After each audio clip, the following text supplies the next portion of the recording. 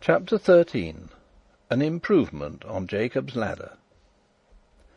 In the morning of the day after that on which I swore my oath against the Six, I gave certain orders, and then rested in greater contentment than I had known for some time.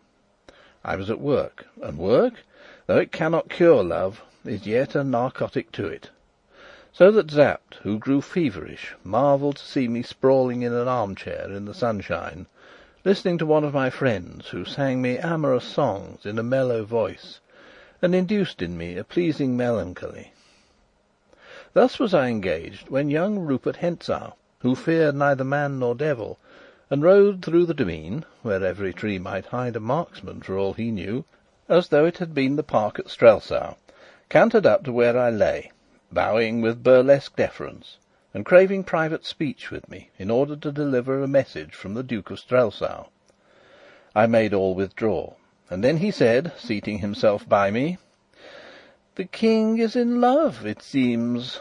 "Not with life, my lord," said I, smiling. "It is well," he rejoined.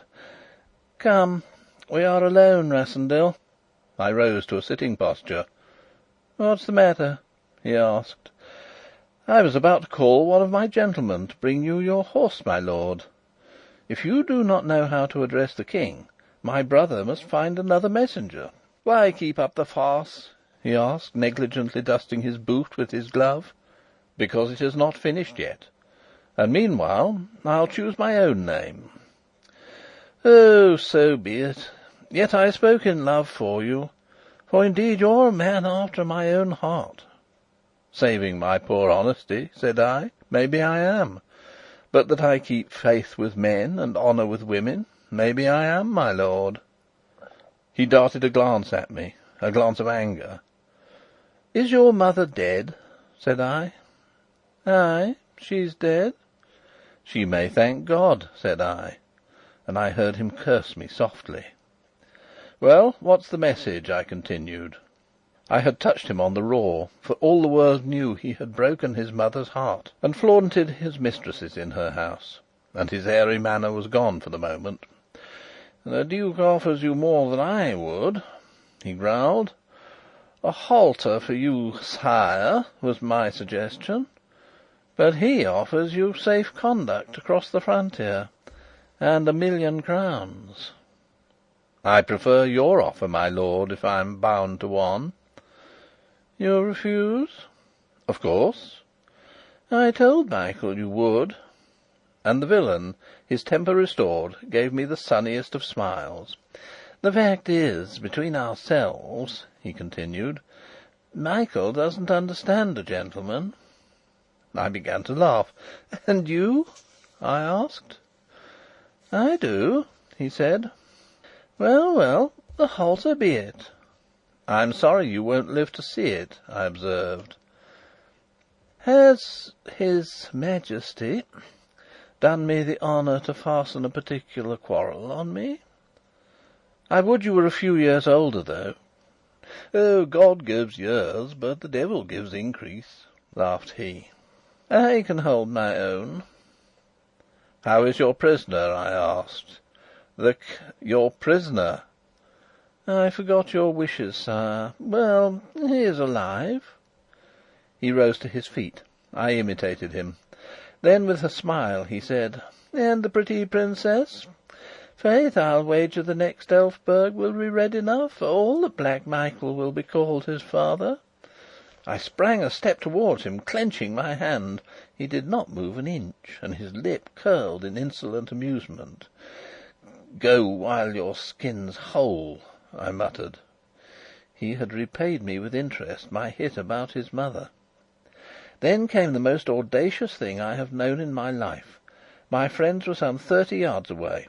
Rupert called to a groom to bring him his horse, and dismissed the fellow with a crown. The horse stood near. I stood still, suspecting nothing. Rupert made as though to mount, and then he suddenly turned to me, his left hand resting in his belt, his right outstretched. "Shake hands," he said. I bowed, and did as he had foreseen. I put my hand behind me. Quicker than thought, his left hand darted out at me, and a small dagger flashed in the air. He struck me in the left shoulder. Had I not swerved, it had been my heart. With a cry, I staggered back. Without touching the stirrup, he leapt on his horse and was off like an arrow, pursued by cries and revolver shots, the last as useless as the first, and I sank into my chair, bleeding profusely, as I watched the devil's brat disappear down the long avenue. My friends surrounded me, and then I fainted. I suppose that I was put to bed, and there lay unconscious or half-conscious for many hours, for it was night when I awoke to my full mind, and found Fritz beside me. I was weak and weary, but he bade me of good cheer, saying that my wound would soon heal, and that meanwhile all had gone well, for Johann, the keeper, had fallen into the snare we had laid for him, and was even now in the house. "And the queer thing is," pursued Fritz, "that I fancy he's not altogether sorry to find himself there. He seems to think that when Black Michael has brought off his coup, witnesses of how it was effected, saving of course the Six themselves, will not be at a premium." This idea argued a shrewdness in our captive which led me to build hopes on his assistance. I ordered him to be brought at once. Sapt conducted him, and set him in a chair by my bedside.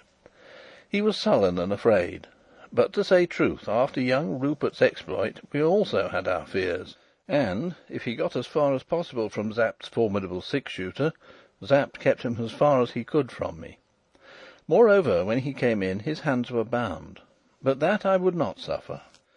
I need not stay to recount the safeguards and rewards we promised the fellow, all of which were honourably observed and paid, so that he lives now in prosperity, though where I may not mention, and we were the more free, inasmuch as we soon learnt that he was rather a weak man than a wicked, and had acted throughout this matter more from fear of the Duke and of his own brother Max than for any love of what was done.